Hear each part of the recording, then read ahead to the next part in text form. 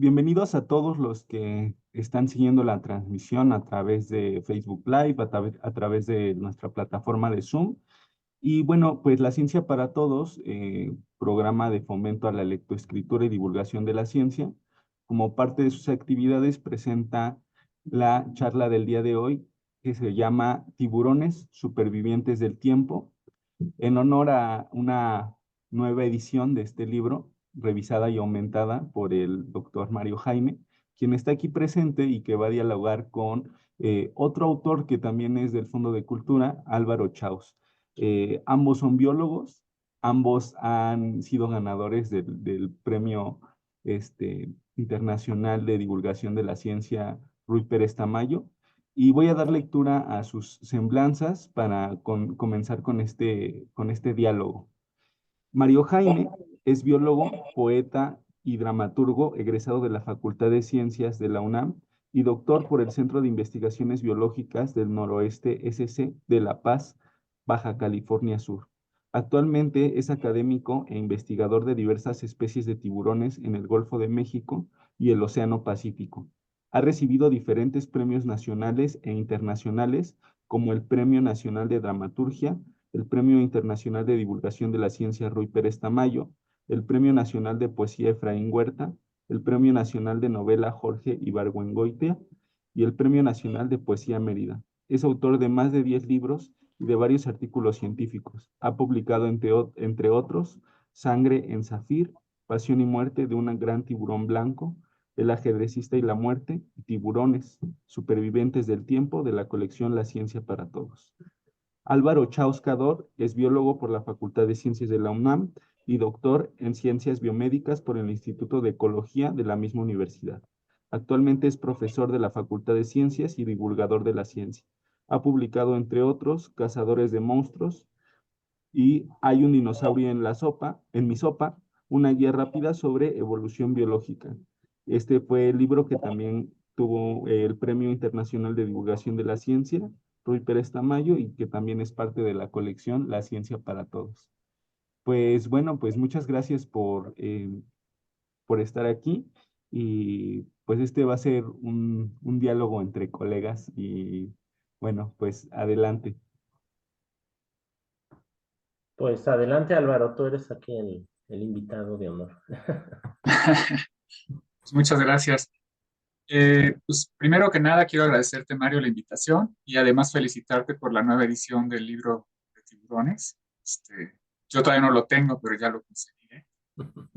Y que bueno, también agradezco al Fondo de Cultura y al equipo que está aquí, que nos hace posible estar en la transmisión del equipo de la Ciencia para Todos, el Fondo de Cultura Económica. Y bueno, pues hablando ya en materia del libro, fíjate que como íbamos a hablar de evolución de los tiburones, porque tú sabes de tiburones y yo de evolución, entonces donde convergemos, leí ya había leído el capítulo de evolución, pero no, la otra vez que lo leí no caí o sea, no me di cuenta del epígrafe que le pones, y ese sí me sorprendió. Tienes uno lo pones sobre Fernando Vallejo, y es un extracto del libro de la tautología darwinista. Y eso me sorprende mucho por varias razones que te quiero preguntar.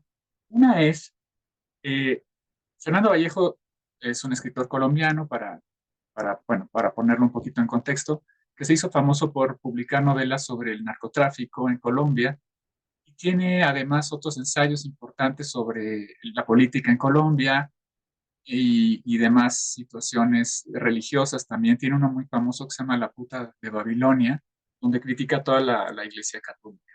Pues Fernando Vallejo es alguien fuera del contexto normal, es alguien es antirreligioso, es anticolombiano en muchas situaciones, porque él renunció además a la nacionalidad colombiana, adquirió la mexicana, luego quiso volver a adquirirla, la colombiana otra vez, en fin, es un personaje.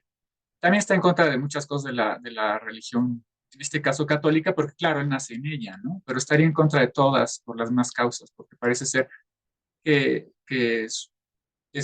bueno, no sé si se declara así o no, pero sus gustos, digamos, no son los normales, sus gustos sexuales, ¿no? lo que en la población normalmente pasa. Entonces, pero además de todo eso, Fernando Vallejo estudió biología y Fernando Vallejo, lo que sí es importante es que es un anti-seleccionista y un anti-darwinista y un anti, digamos, sintético. Entonces, eso sí es algo que me llama la atención porque también hay otra cosa importante. Conseguir el libro, la tautología darwinista, no es fácil. Yo lo intenté conseguir un par de veces en la FIL de Guadalajara y sabían que existía. Luego lo intenté conseguir por otros lados y tampoco. Entonces, y es más, hasta incluso en internet me costó trabajo conseguir el PDF, pero lo tengo y lo leí y se lo recomiendo a mis alumnos también porque es un libro que va totalmente en contra de todo lo que dice Darwin. Por eso se llama, bueno, no se ve claramente la tautología darwinista y fue bastante benévolo con su título y si uno lee lo que dice adentro, ¿no? Entonces, leo eso al principio del capítulo y luego leo el capítulo y el capítulo, pues no se ve claramente una posición antidarwinista, ¿no? Algo así. Pero Fernando Vallejo lo es, sin duda. Entonces, por eso, bueno, es más, déjame, ahorita se me estaba olvidando, mira lo que rescaté ayer, en lo que estaba leyendo, releyendo la tautología, dice, por ejemplo, la selección natural, cuando se da, es una obviedad. La preservación de las razas favorecidas, otra. La lucha por la vida, otra. Y luego, juntarlas en un título de un libro es como sumar cero más cero. Entonces, oír estos comentarios contra Darwin hoy en día, sobre todo en un libro de este tipo, sí es curioso. Y a mí me gusta, porque obviamente yo no soy un darwinista, ¿no? Entonces, por eso te quería preguntar si, pues, ¿cuál es tu posición ante eso? Digamos, ¿no? ¿Eres más seleccionista, menos seleccionista? La cita de Vallejo allí fue, pues, ¿por qué razón, no? Porque sí me brinca el asunto, me sorprende. Entonces sí quería preguntarte, antes de que empecemos a hablar de algo de evolución, sobre Fernando Vallejo y qué hace allí. Bueno, Fernando Vallejo es uno de mis escritores favoritos y pues sí, es biólogo también. De hecho, ahí tengo el libro, no fui por él, pero ahí está. Yo sí lo conseguí más fácil, con una edición que justo la UNAM la publicó. Eh, y a mí me gusta porque la tautología darwinista es justamente de que estar adaptado, pues es una tautología que no explica nada. Y él se burla diciendo, va una tortuga caminando por la carretera, viene un camión que la va a atropellar y la tortuga dice, adáptate inmediatamente, ¿no? Para que no me mate el camión. Eso es absurdo, pues. O sea, porque todo lo que está vivo está adaptado y todo lo que está muerto podemos decir que ya no se adaptó. Eso me gustó, pero también eh, yo, no, yo pienso que la caracterización de las especies es totalmente artificial. De hecho, cuando Darwin dice el origen de las especies, no cumple lo que prometen, ¿no? Porque cuando uno lee ese libro, habla de razas. Eso es todavía peor. Y él dice que va a ser el nuevo Newton que explicará el crecimiento de un tallo de hierba, parafraseando a Kant, que en la crítica del juicio había dicho que nunca iba a llegar un Newton que explicara el mínimo crecimiento de la hierba, porque la biología para Kant era imposible como ciencia, porque terminaba en la metafísica, y la metafísica es imposible, ¿no? Bueno, eso es la crítica de la razón pura y del juicio.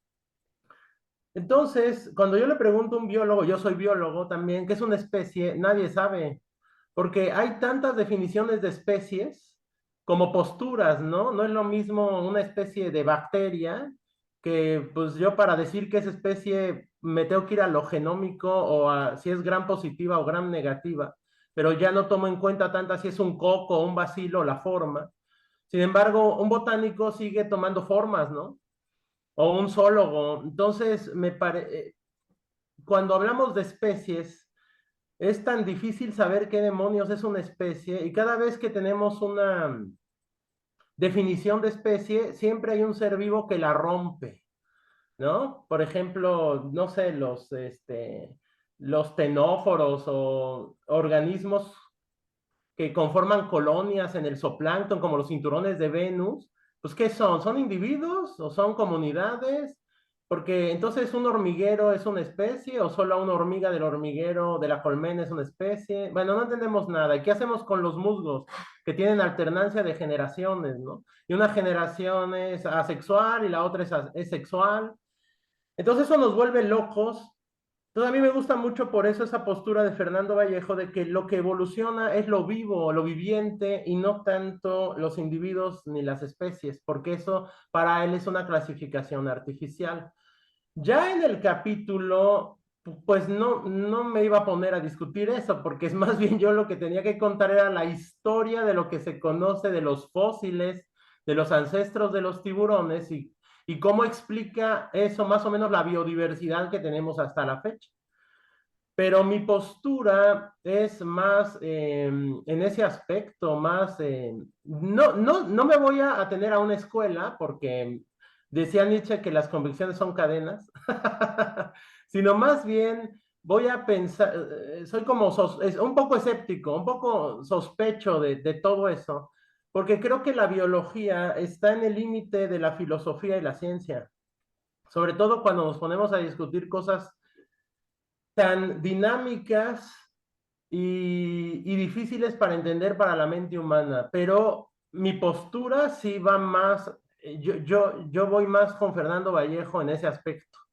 Y entonces por eso puse esa cita, porque me parece que todavía todas las explicaciones teóricas sobre la evolución son muy interesantes y siempre va a haber ejemplos que apoyen y ejemplos que no apoyen, ¿no?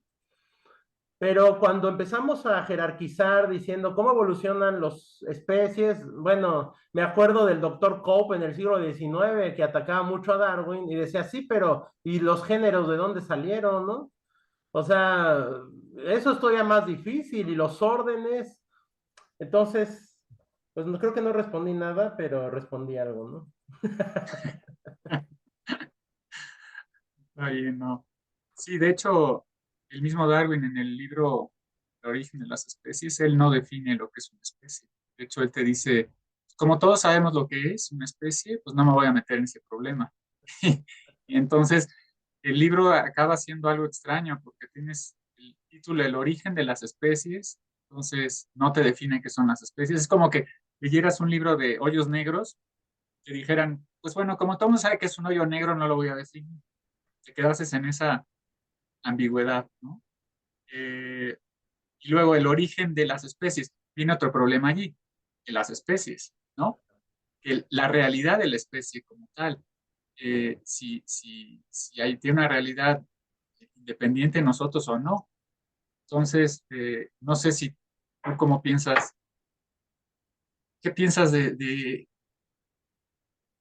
qué es lo que le pondrías como una categoría ontológica en ese sentido? O sea, ¿la especie no la tiene? Qué es lo que habría o realmente crees que es un continuo? No sé, cómo es la idea allí tuya sobre eso? Es que el problema de los universales, o sea, de la ontología, es que tendríamos que conocer la esencia, y justo especie viene de Aristóteles, que es la esencia, pero para definir la esencia es definir la aletheia griega, o sea, qué es lo que no cambia, y eso es una contradicción, porque evolución significa cambio etimológicamente.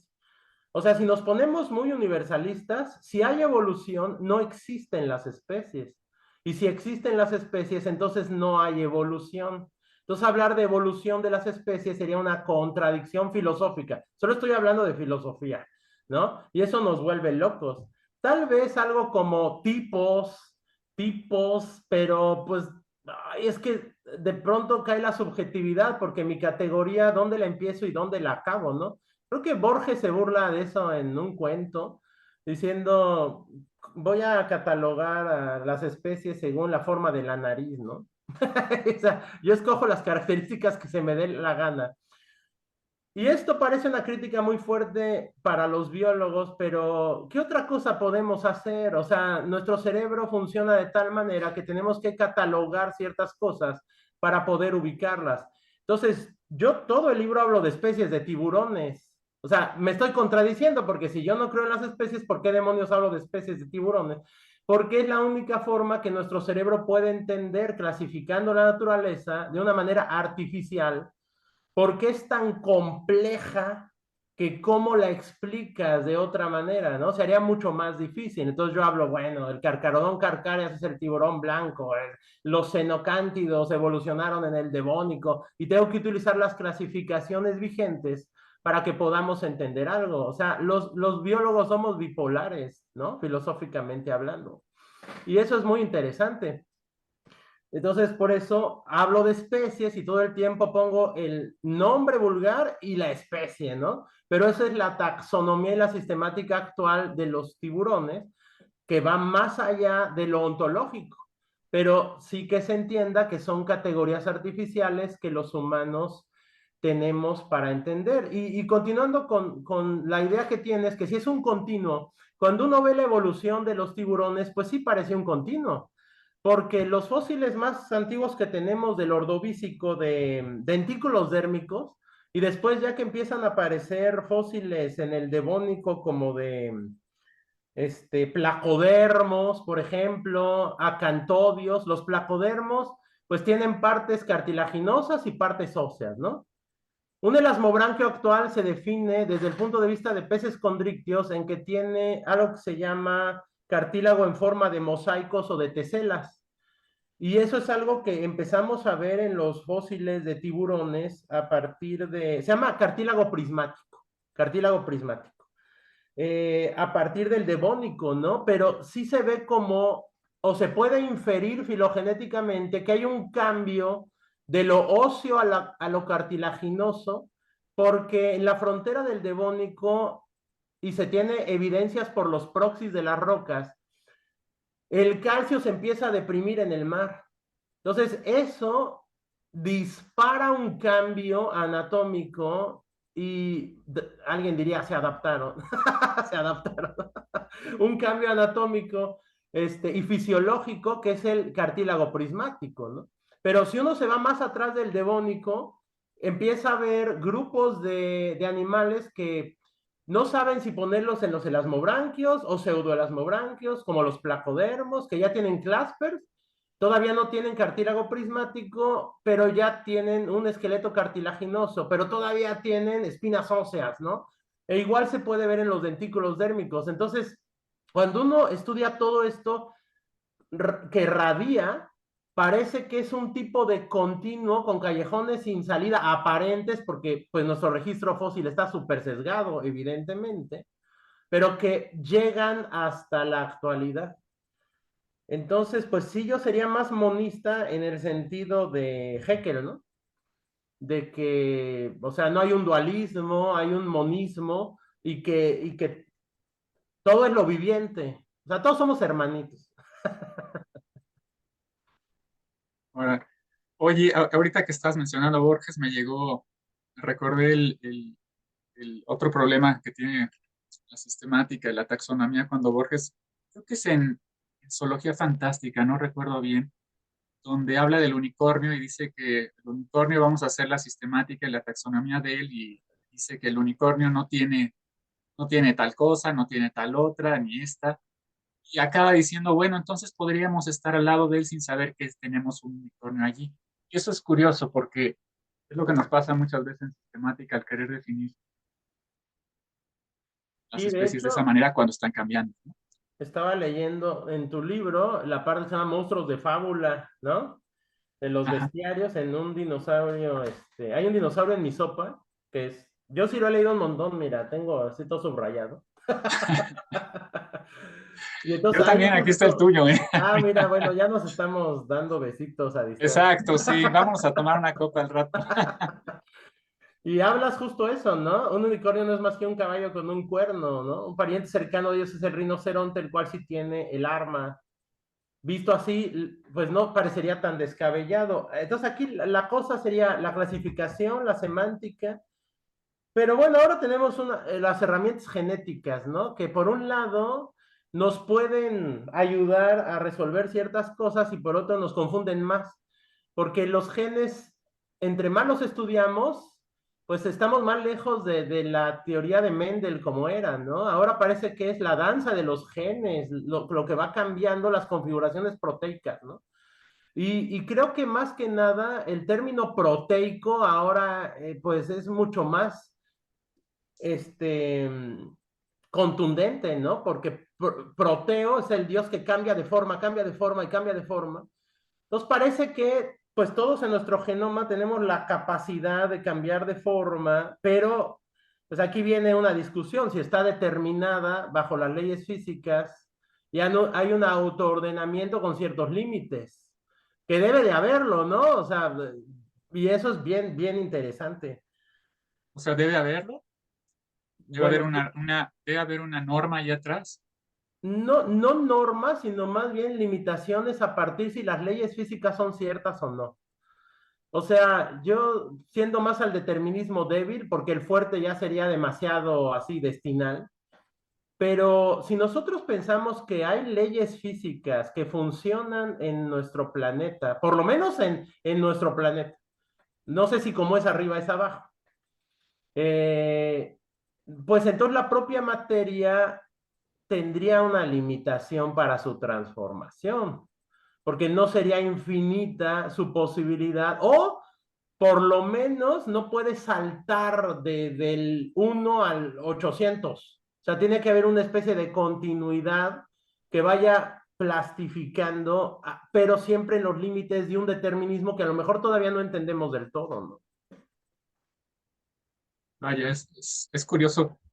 Eh, yo soy de duro Ujú. en ese sentido y sí pienso, bueno, supongamos que sí hay leyes, sí hay normas en el universo, en el cosmos, sí está regido, sí las podemos descubrir, algunas a lo mejor ahí las tenemos. Eso pasaría lo mismo en la biología. ¿O qué piensas sobre eso? Qué trampa. Qué trampa, porque cada vez que un biólogo dice que puede ser más, y bueno, y dime una ley biológica, y cada vez que alguien ha intentado hacer una ley biológica, siempre aparecen seres vivos que te la contradicen. Eso es lo que se enfrentó Schrödinger, ¿no? Cuando en su libro ¿Qué es la vida? Se preguntaba si podía haber bioleyes, bioleyes. Es un libro del 43, 45 y él anticipa el DNA antes de que lo descubra Morgan, ¿no? En los 50.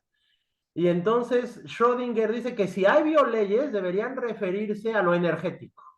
Claro, pues él está hablando de una biología cuántica que todavía pues está en pañales, ¿no? Y entonces dice que esas bioleyes energéticas deberían resolver el problema de por qué los sistemas vivos son sistemas energéticos abiertos que forman orden dentro del orden. ¿No? Y pues eso es interesante porque lo que decía Maxwell que no podía existir energéticamente, que son los demonios de Maxwell, pues los seres vivos somos demonios de Maxwell, ¿no? A nivel celular y metabólico. Claro, alguien diría, sí, pero solo por un momento porque nos vamos a morir, ¿no? O sea, deja de funcionar el sistema, pero en algún momento en lo que llamamos vida, rompemos esas aparentes leyes de la física, ¿no? Y eso es lo que vuelve loco a los biofísicos hacer cuando estudian organismos vivos.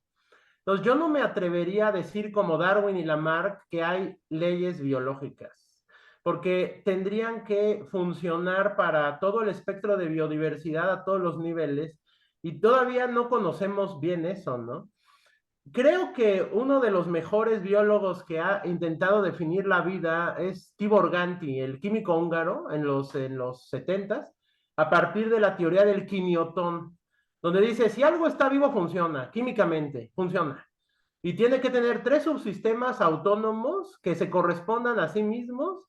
Y, por ejemplo, el quimiotón más sencillo pues, sería una arquea, un termoplasma, por ejemplo, una arquea, ¿no? Y entonces toda la complejidad posterior, de todas maneras, se subsume a esos mismos tres subsistemas bioquímicos. Pero no me atrevería a hablar de bioleyes ni de leyes biológicas. No, no me atrevo. Muy bien. A ver, ¿cómo ves esta escena o paisaje ficticio? Eh, Imagínate que en, en tus tiburones, les llamas tiburones porque algo han de tener en común, me imagino. Sí, claro. Yo supondría eso. Sí. Entonces, bueno, tenemos el grupo de los tiburones y este grupo de los tiburones Bueno, voy a ser arriesgado utilizando palabras aristotélicas, en fin, kantianas, lo que sea, no sé, pero a ver a dónde llegamos. Una esencia de los tiburones, de todos los tiburones como pro de tiburón, lo que es un tiburón y que lo hace ser tiburón y no otra cosa. Una analogía es, por ejemplo, los perros, que es un grupo es complicado porque es un grupo muy maleable, la verdad.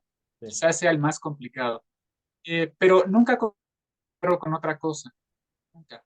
Aunque tengas cosas rarísimas como el doguillo, ¿no? Y en fin, ¿no? El que llaman pug, el gran danés, y el grupo más emparentado con los osos, y los osos los distingues bien de los perros. Con esto lo que quiero decir es que para mí la esencia del prototipo es una esencia platónica, ponerlo así para ponerlo más interesante, pero bueno, la idea está allí. Allí tienes tu prototipo perro, tu prototipo oso. Entonces, en el mismo sentido, que no sé, ahí sí yo de tiburones no sé, me imagino que podría haber un prototipo tiburón, decir algo que no confundas con otra cosa. Eso no sé si pasa, pero bueno, supongamos la analogía con los perros y osos y gatos, tenemos un prototipo tiburón. El prototipo tiburón puede variar de muchas maneras sutiles, ¿no? Haciendo todos los que tienes hoy, ¿no? El blanco, la tintorera, los que tú quieras, ¿no? Están allí. Pero no se salen de ser el tiburón. La esencia tiburón no sale de allí. De hecho, por eso creo que eso se debería llamar especie en vez de prototipo, porque la especie es una clase de términos históricos de la palabra. Pero bueno, prototipo. Cambian dentro de este espacio prototípico, dentro de este cubo prototípico o esfera prototípica.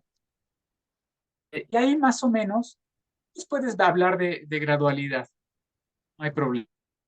Pero cuando tú cambias de un prototipo a otro prototipo, la situación es drástica.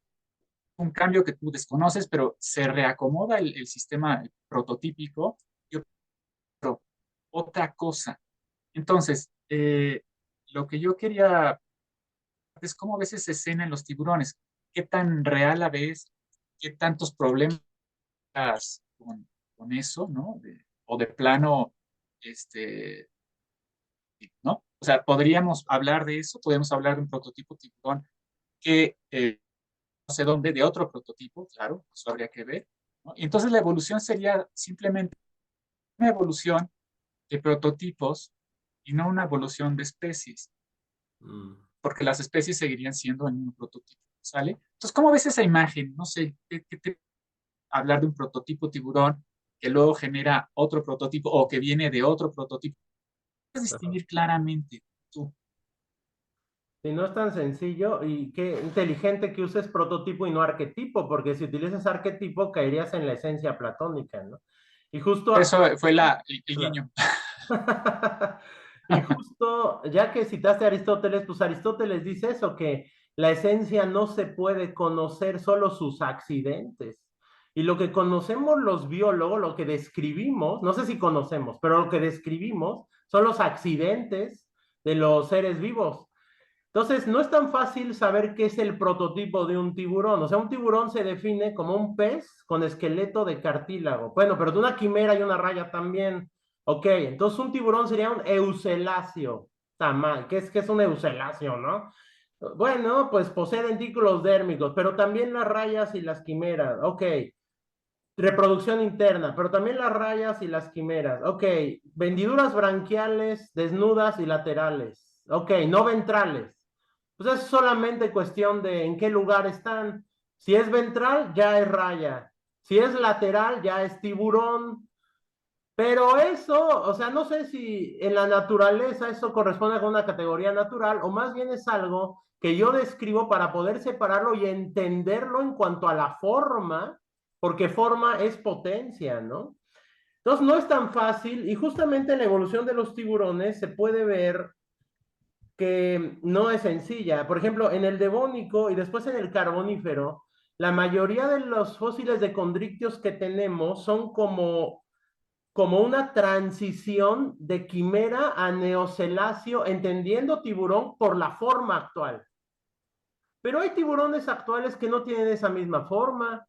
Por ejemplo, el de 6 branquias de profundidad, el Chlamydocelaque, tiene una forma anguiliforme, pero lo nombramos tiburón porque es de cartílago, por sus dientes, entonces ya tomó otras características, pero lo clasifico dentro de la misma categoría, ¿no?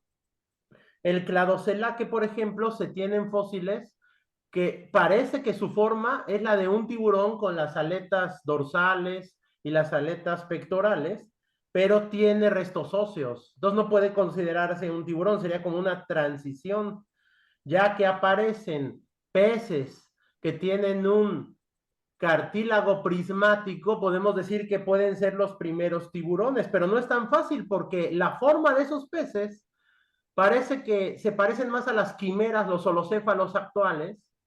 Por ejemplo, toda la biodiversidad en el Carbonífero parece que son petaliformes. Por ejemplo, los estetacántidos que tienen en la cabeza una especie de cepillo, que eso no tiene ningún tiburón actual, pero las quimeras, los machos tienen 3 claspers, 3 conopterigios y uno tienen en la cabeza. Entonces probablemente esa cosa que tenían los estetacántidos también era un clasper, era un gonopterigio, pero no lo sabemos bien. La mayoría de todos los holocéfalos del Carbonífero tiene estas cosas en la cabeza. Por ejemplo, hay uno famosísimo de 15 centímetros, el Falcatus falcatus, cuyo fósil se encontró uno que no tenía esto y otro que sí, se asumía que es un macho y una hembra, ¿no? Y a lo mejor era un tercer órgano sexual, pero en la frente. Eso van a decir, oiga, eso es ridículo, ¿no? Las quimeras actuales, los machos tienen un órgano sexual en la frente. Es muy porno, ¿no? Y otros 2 en las aletas pélvicas. ¿Pero eso era un tiburón o era un holocéfalo? Pues para no meternos en problemas, decimos que es una transición entre holocéfalo y tiburón. Porque anatómicamente parece medio tiburón, pero esto lo hace como una quimera, ¿no? O tenemos a los Siniopteryx, que tenían alas en el cogote. Bueno, les decimos alas, son aletas parecidas a los peces voladores actuales. Entonces, asumimos que podían volar como los calamares voladores y los peces voladores, pero eran quimeras, pero eran tiburones. Algo así pasó también con el célebre, ¿cómo se llama? El holocéfalo, gigante de más de 6 metros, que es un diente con sierra de espiral, el helicoprión. Antes de 2012, 2012, lo clasificaban como tiburón. De hecho, en la primera edición, yo lo tengo como tiburón, pero en el 2013 lo reclasificaron como holocéfalo por las características de la mandíbula anfistílica en el cráneo. Ahora dicen que es una quimera gigante, el helicoprión. Aún así, esos son categorías humanas. En la naturaleza son peces que van cambiando de forma a lo largo de miles de millones de años y entonces nosotros los vamos clasificando. Ajá, si te fijas, el esquema de Jorge Ortiz, pues él lo dibuja como un tiburón actual, pero ya no se usa eso. Las paleoreconstrucciones lo están dibujando como un holocéfalo actual, pero con la misma espiral, ¿no? Entonces, no es tan sencillo encontrar prototipos, porque depende del fósil que encuentres y al animal que estudies, las formas se parecen, pero cambian, y cambian con el tiempo. Entonces, claro, aquí van a decir, bueno, entonces hay un gradualismo, ¿no? ¿Dónde están los saltos? ¿Dónde están los saltos? Yo no sé si el salto es un sesgo de nuestro registro fósil o no. La verdad es que no sé, no me atrevo a aventurar tanto, pero en los registros fósiles de los tiburones está muy incompleto porque la mayoría de los fósiles que encontramos son dientes o dentículos. Y lo cierto es que las reconstrucciones son imaginativas respecto a lo que pasa. La forma actual de los tiburones, que hablaste ya del blanco, hablaste de la tintorera, surgen hasta el Mesozoico. O sea, fíjate, o sea, antes del Mesozoico no se tenía esa forma tan hidrodinámica como se tiene ahora. Y yo no sé si, qué tanto es un salto de millones de años o de miles de años. O sea, también ahí te pregunto yo, ¿qué se considera un salto para que no sea gradualista, ¿no? Entonces, bueno, eso se ve en la evolución de los tiburones. Ahorita una pregunta. Sí, cuando leí, estaba viendo los dibujitos del el helicoprión, me llamó la atención por la dentadura que tiene latas. Está simpático.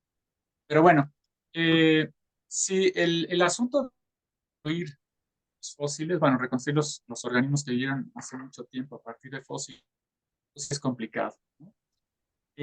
Bueno, entonces, bueno, si quieres hablar de gradual, digo, de saltos, dirías que, claro, entiendo tu posición ahora, vale, ¿no? De ahí se emana tu posición de que las especies no existen y no existe algo, ni especie, ni nada, ¿no? Eh, las personas como yo que pensamos que la evolución no es gradual, bueno, que digamos, parte de ella no es gradual, no toda, eh, definiríamos pues el salto como algo donde no se donde no se traslapan las características que tú tienes, ¿no? Entonces, en un continuo, llámale la característica que, imagínate, voy a poner algo sencillo para que se entienda bien. Si tú tienes de unos 50 a 2 metros, pero puedes tener todas las estaturas allí y las has podido tener, eso sería una evolución gradual, si han podido cambiar de ahí, ¿no? Si fueron de unos 5 metros, siempre pudiendo tener las estaturas intermedias, gradual. Que también gradual es una palabra muy truculenta, porque gradual implica un cambio pequeño, pero es discontinuo. Claro. Entonces ahí está todo un problema darwiniano que se genera, ¿no? Porque Darwin debió haber hablado de continuidad y no de gradualidad. Entonces la pregunta sería, ¿qué tan grande es ¿no? ¿Qué tan grande es un brinquito darwiniano Mm. y qué lo hace a un salto de otras teorías? Por ejemplo, la teoría de creacionismo, ¿no? Por decir algo. Entonces, si tú observas ese cambio, genera algo nuevo por discontinuidad, es decir, tú no puedes tener las formas intermedias, llamaría yo un salto evolutivo, y eso te generaría otro, en este podría ser una especie, pero yo como hablo de prototipos, te genera otro prototipo. Este, y espérame, algo se me fue. Y otra cosa, eso, un salto evolutivo ocurre instantáneamente, no necesitas millones de años. Sería algo que ocurre en una generación tienes algo nuevo, Ok. ¿de acuerdo? Es un poquito ir en contra de la idea que tiene la gente de la evolución de que es lenta, ¿no? Ajá, Cuando en realidad la evolución ocurre cada generación, sí, sí es puede ocurrir cambio, cada sí, generación. claro, Así claro, sí. claro. Entonces así te contestaría sobre tendrías nuevas formas drásticamente cuyo, cuya liga con la anterior no se da, o sea, no lo tienen intermedias. Eso sería. Sí, es como, ¿qué tanto es tantito, no? Y en cuanto a la evolución de los condrictios, para ya no solo poner tiburones, sino holocéfalos, tiburones y rayas, eh, un problema son las analogías. Por ejemplo, la forma de los dientes, como forma es potencia, la forma de los dientes permite tener una dieta distinta, pero no sabemos, por ejemplo, si son análogos o son homólogos. Porque de muchos fósiles, pues no se puede sacar DNA, no podemos hacer genética, ¿no? Del diente fosilizado.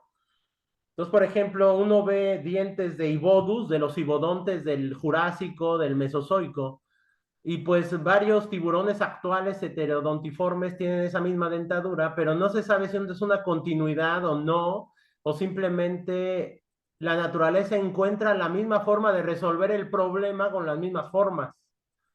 Yo lo que sí no soy es teleológico, aunque he tenido ganas de serlo a veces cuando me entra lo religioso, porque uno ve las cosas y dice, wow, es que parece perfecto, pero luego dice, no, pero no es perfecto, ¿no? Tú pones un ejemplo muy bonito en tu libro del nervio, ¿no? Del cuello, Como en la jirafa es un gasto energético que parece ridículo, ¿no? Que va como los principios energéticos de la física, y eso es muy interesante. Entonces, una de las cosas más difíciles en la evolución de los condrictios es saber si son analogías o no, porque solo tenemos dientes la mayoría de las ocasiones.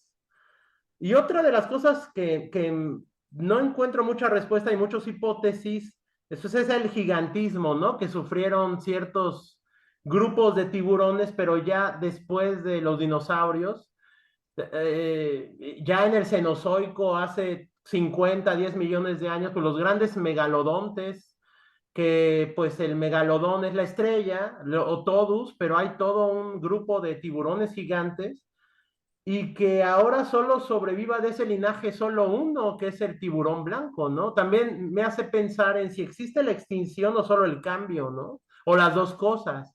Que ese es otro problema bien padre, ¿no? ¿Existe la extinción o solo el cambio de formas? O sea, que sí, ¿no? Y eso es Pues, bien interesante porque alguien dice, pues es que se extinguieron o cambiaron, porque no sería lo mismo, ¿no? Pero yo para claro, adaptarme a nuestro lenguaje que entendamos pongo las grandes extinciones masivas, que se entiende como la pérdida de biodiversidad en el registro fósil, y que los condrictios y los tiburones como grupo zoológico han sobrevivido durante millones de años, que no significa que sean los mismos que hay ahorita, ¿no? Entonces, pues también tuve que adaptar, como es un libro de divulgación, ciertos contenidos que al biólogo nos parecen categorías para que entendamos las cosas, pero que no significan, o sea, no iba a ser un tratado de filosofía de la biología en este libro, porque si no, iba a confundir el hay que hacer triple, uno. ¿no? Al lector. Pero fíjate, uno termina usando términos como especie, como extinción, a fin de cuentas, o sea, lo uso en todo el libro, a pesar de que a lo mejor yo no esté de acuerdo, ¿no? Que hay extinción. Claro. De hecho, eso pensaba Lamarck para extinciones, y eso es muy interesante porque las extinciones es algo que los biólogos hablamos todo el tiempo Ujú. ahora, ¿no? Que las especies se están extinguiendo. Claro, ahora sí estamos viendo que hay especies que se extinguen, ¿eh? Eso Claro, sí pasa hoy, pero, sí, pero la idea de extinción no es clara. Es así como claro, la idea de adaptación. Es una sí, idea ontológica y, y, y eso no está, bueno, vaya, hay que, no hay que, ¿no? Como hacemos los biólogos, dar por hecho que hay adaptaciones, que hay extinciones, todo eso, ¿no? No los cuestionamos. Oye, ¿y qué pensarías si un tiburón, por ejemplo, ahorita que estábamos hablando de Vallejo y la tortuguita que la aplasta y que se adaptan y todo, eh, no, podrías ver a los tiburones quitando la idea, una posición ontológica sobre adaptación, en fin, quitando todo eso, quitando el funcionalismo, quitando el seleccionismo, quitando todas esas ismos que hay en la biología hoy en día, que son posiciones ontológicas que dominan la ciencia biológica hoy, quitándolas, ¿podrías hablar de, o te gustaría, o no sé, qué pensarías de hablar de los tiburones como, porque eso es lo que es interesante, los tiburones llevan como 400 años, 400 millones de años siendo como son, según más o menos a grandes rasgos, y la explicación, la síntesis de la teoría evolutiva es que pues están muy bien adaptados. Entonces, como están muy bien adaptados, pues por eso sobreviven. Ahora, la otra teoría, la teoría alterna, sería decir que son entes autoorganizados y que tienen una gran estabilidad. Y por eso han perdurado 400 millones de años. ¿Qué te parece esa otra idea? la segunda, claro, la segunda. Sí, porque si no nos volvemos otra vez a la tautología darwinista de que yo estoy adaptado para estar en una conferencia de Zoom. No, bueno, o sea, solo porque tengo la potencia de hacer eso en este momento. No, yo sí me gusta mucho la teoría de la autoorganización de Hegel, del origen de la vida, de que la propia materia se va autoorganizando, lo repito, ¿no? En ciertos límites que todavía no están muy claros, pero yo pienso que debe haber ciertos límites. Pero eso, o sea, sí, a ver, cuando uno va al laboratorio con un tiburón muerto, es un calcetín forrado. O sea, aparentemente es súper sencillo. Ya si lo empieza a estudiar, la sangre y su sistema inmune, pues empieza a ser complejo. Pero cuando ve el cerebro de un tiburón, pues ni siquiera tiene neocorteza, ¿no? Porque pues no es un mamífero ni un ave. Es un cerebro sumamente primitivo, lo que llamamos reptiliano, ¿no? Con un telencéfalo, ahí, un nervios, es un manojo de nervios y un cerebrito con un calcetín plástico. Con 3,000 dientes que te pueden cortar, depende del tiburón. Y que, como decía cierto biólogo de la película de Tiburón, solo nada tiene hijitos y come, ¿no? Entonces, sí, me parece muy bien lo que acabas de decir. O sea, hay un tipo de estabilidad viviente a través de conformaciones, metamorfosis, para recuperar el término aristotélico de metamorfosis, de cambio de forma, incluso en el mismo individuo, que se van auto-organizando. Sí, me parece bien eso. Sí. Ya nos están Ah, haciendo perfecto. preguntas, yo creo que ya nos están cortando. Sí, a ver, no sé qué onda. Vamos allá, pues. Sí, como, bueno, ya tenemos algunas preguntas aquí en el chat.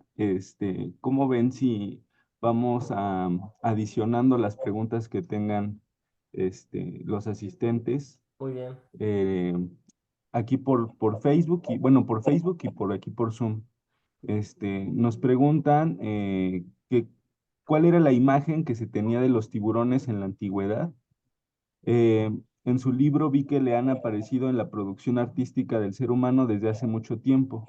¿Qué se pensaba de ellos? ¿Cuál es el registro literario más antiguo en torno a ellos? Bueno, son varias preguntas. Es eso. ¿La mala fama que tienen es producto de las películas más recientes? ¿Qué se ha hecho sobre ellos o viene de más atrás? Bueno, hay que leer el libro para responder todo eso, pero voy a tratar de ser muy sintético. La imagen que se tenía de los tiburones en la antigüedad depende de la cultura. Para los romanos, para los grecolatinos, eran nuestros iguales, o sea, un animal al que hay que vencer y que lucha sin miedo. Para los de las islas del Pacífico, los habitantes de las grandes islas, Hawái, Fiji, etcétera, son dioses, son habitantes del mar, son divinidades tanto benévolas como maléficas. E incluso un hombre puede transformarse en un tiburón. La imagen de la satanización de los tiburones, pues comienza en el cristianismo medieval, pero se hace sobre todo más satanizada a partir de la conquista de América y de África en la época colonial, porque los europeos se empiezan a enfrentar con tiburones que no habían visto en el Mediterráneo y empieza a haber ataques, porque la tecnología marina mejora, hay más barcos, galeones, entonces, pues es automático que se van enfrentando con los tiburones. Entonces, no son las películas lo único que hacen es sintetizar todo lo que se piensa de los tiburones a partir del siglo XVI y XVII. ¿Cuál es el registro literario más antiguo que tenemos de ellos? Probablemente sea la Odisea de Homero, si es que es del siglo IX antes de Cristo, cuando habla que Caribdis devora perros de mar, que en griego significa quinés, que de ahí viene pez perro, que era el nombre de los tiburones que tenían en la antigüedad clásica. Pero todo esto lo digo en el libro mucho más detallado y ahí pueden leerlo. ¿Vale? Muchas gracias, Mario. También te mandan felicitaciones. María del Carmen dice súper interesante y un tema muy amplio. Georgina Santos dice, felicidades, Mario, por tu premio. Me interesó mucho la idea de la extinción, considerándola como cambio. Eso le quita ese manto catastrofista que siempre la cubre. Y bueno, y Mario, bueno, yo me quedé con esta idea de este tiburón, que bueno, que creo que quedaron que ya no es tiburón, que trae como esa espiral de dientes. Este, ¿qué nos puedes contar más sobre este ser que, pues parece casi como inventado? Sí, se llama helicoprión. El helicoprión, pues fue un fósil que se descubrió de solo las espirales, ¿no? Al principio se pensaba que eran muchos dientes, pero si nos atenemos a una clasificación dental, es un solo diente con un montón de puntas en forma de sierra, ¿no? Eh, es pariente del Edestus, se llaman eugenedontiformes. El Edestus tiene forma, por ejemplo, de tijeras de jardín enormes. Entonces, al principio, pues los paleontólogos no sabían cómo funcionaba, cómo reconstruir un pez que se le metiera esa hélice. El licoprión viene del griego espiral, sierra. Y son más de 130 dientes, entre comillas, les voy a decir dientes grandes, que son coronas visibles que brotan de solo una raíz continua. Por eso es un solo diente, es una raíz continua, ¿no? Y durante más de un siglo, pues no se supo a falta de registros dónde se situaba dicha espiral. Finalmente apareció un cráneo y entonces se estableció que se encontraba en la mandíbula inferior. Ahora se clasifica como ancestro de los holocéfalos actuales. Ahí les recomiendo el artículo de Pradel del 2011, donde hace modelos anatómicos de la mandíbula anfistílica, cómo el helicoprión la podría haber tenido, ¿no? Y entonces se asume que ese tipo de espiral le permitía, por ejemplo, trozar amonitas, amonites que eran muy abundantes en el periodo en que el helicoprión existió. Entonces, probablemente su dieta preferida eran amonites, que son cefalópodos con concha. Muchas gracias, Mario.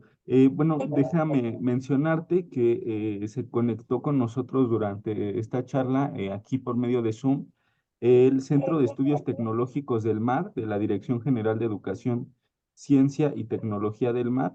Entonces, bueno, hay un grupo completo conectado aquí en Zoom y si ustedes, chicos del CET del Mar, tienen una pregunta, podemos también abrirles el micrófono. Entonces, por ahí vi que habían prendido en algún momento su cámara y son pues un grupo completo. Ahí hay Eh, otra pregunta de cuántas clases, ¿no? ¿Cuántas clases de tiburones hay en la actualidad y cuál es el más antiguo? Y también preguntan por qué escribir de tiburones y cómo surge el título del libro. Bueno, clases, pues tenemos la escualiforme, la exanquiforme, la heterodontiforme, tenemos el lamniforme y la orectolobiforme, la pristioporiforme, que es la de los sierra, la escuatiniforme y la carcarodontiforme. Esas son clases, ¿no? Si nos vamos a especies, pues hasta en la actualidad más o menos 478 especies, y la más antigua de las especies sería el Chlamydocelac, porque se tienen fósiles de él desde el Mesozoico. Entonces esa es la respuesta rápida, ¿no? ¿Por qué escribir de tiburones? Pues no sé, ya alguien que me psicoanalice, pero pues me gustan mucho, he dedicado parte de mi vida como biólogo a investigarlos, me fascinan.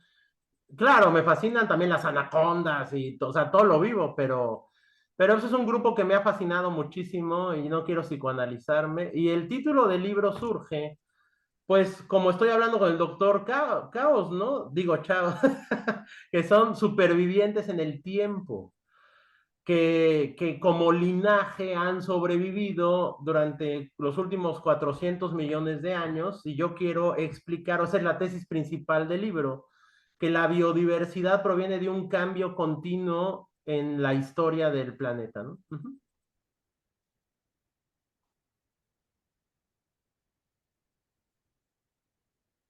Muchas gracias, doctor. Y bueno, pues nuevamente invitarlos a que hagan sus preguntas aquí por el chat de Zoom o por el chat de Facebook, los que nos están viendo por Facebook Live.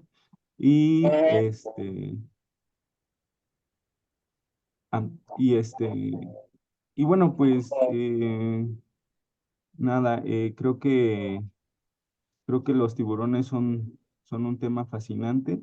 Y esto de supervivientes del tiempo, doctor, como mencionaban antes, de que, bueno, o sea, seguro hay linajes que se perdieron y otros tiburones están extintos no tanto porque el linaje se perdió, sino porque han cambiado. Y, y bueno, yo tengo una duda, o sea, ¿a qué cree que se deba el éxito o cuáles pueden ser algunos factores que han permitido que los tiburones mantengan tal vez bueno, esos linajes durante tanto tiempo? O sea, resultó que la suerte de adaptarse con esa forma resultó ser muy eficiente para sobrevivir cuáles pueden ser como los factores o las razones para que los tiburones hayan existido desde hace tanto, con una forma similar, pues.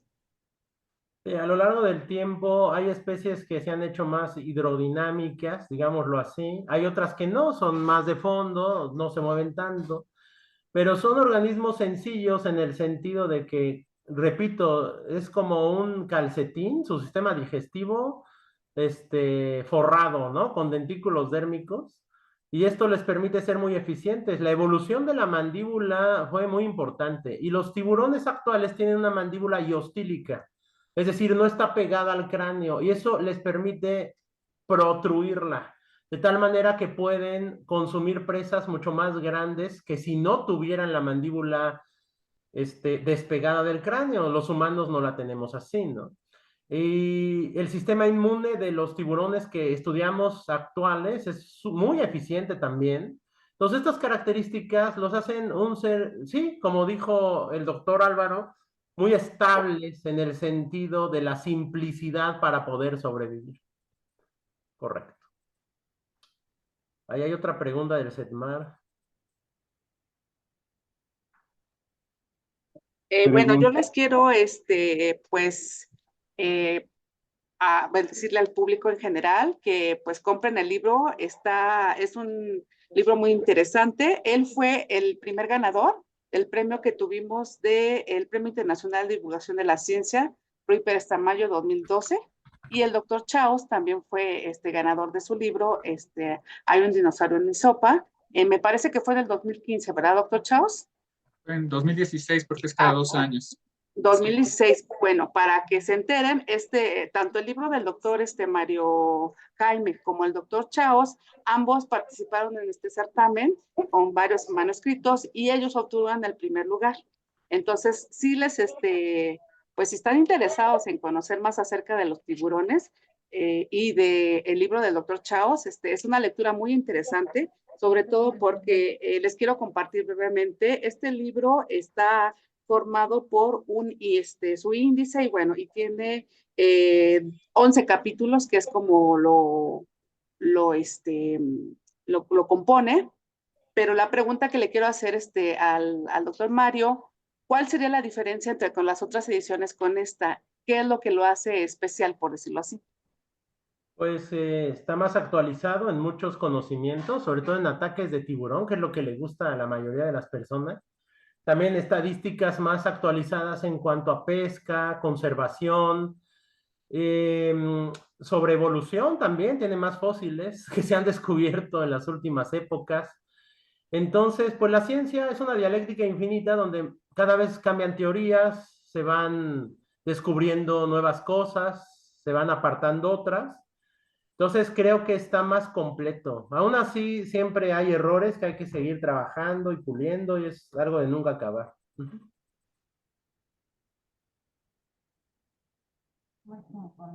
Sí, bueno, nada más para que quede en el video, el Set del Mar preguntó ¿cuál es la evolución más reciente? ¿Cuál es la especie con la evolución más reciente? Y bueno, nos escribió el doctor también aquí por el chat que parece ser que el tiburón martillo puede ser el más reciente evolutivamente y como especies, unos linajes de lámnidos como el tiburón blanco.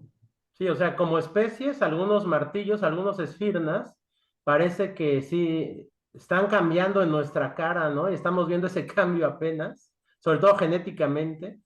Y como linaje, los lámnidos hace unos 10 millones de años, como el último linaje del tiburón blanco.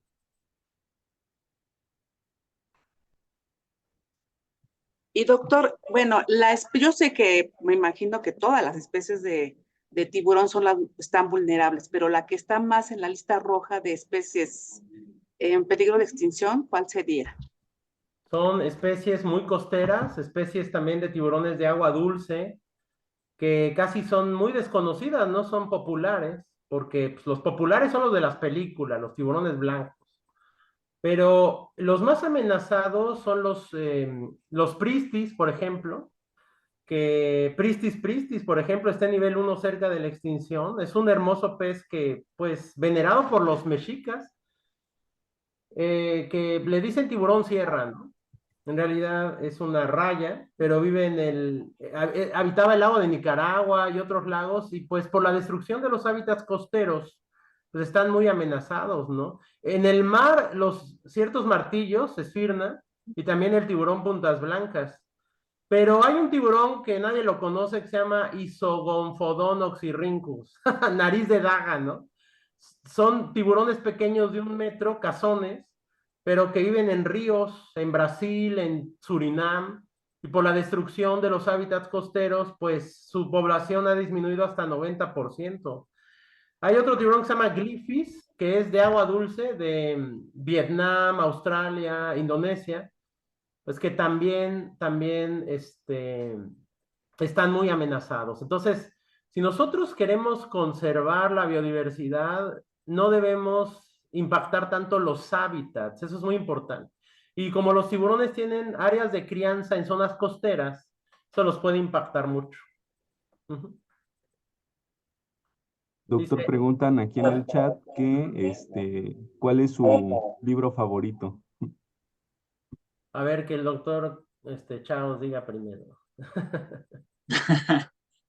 Libro favorito, Libro favorito. ¿sobre qué tema o así el que sea? No sé. Sobre el de la colección La Ciencia para Todos.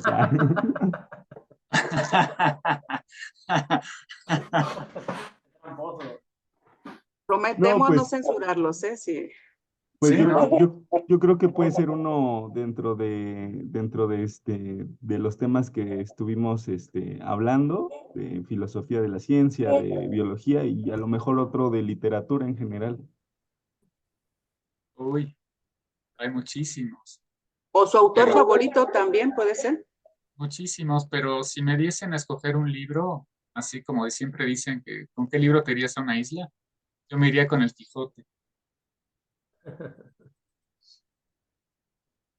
Pues yo de la ciencia para todos, aparte del doctor Chaos, que no es por ahí lamerle nada, o sea, realmente me encanta.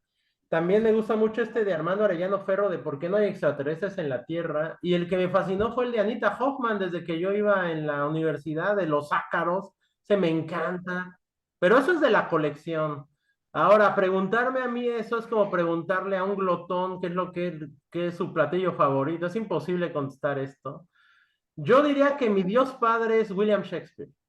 Ya, ahí me voy a quedar. William Shakespeare.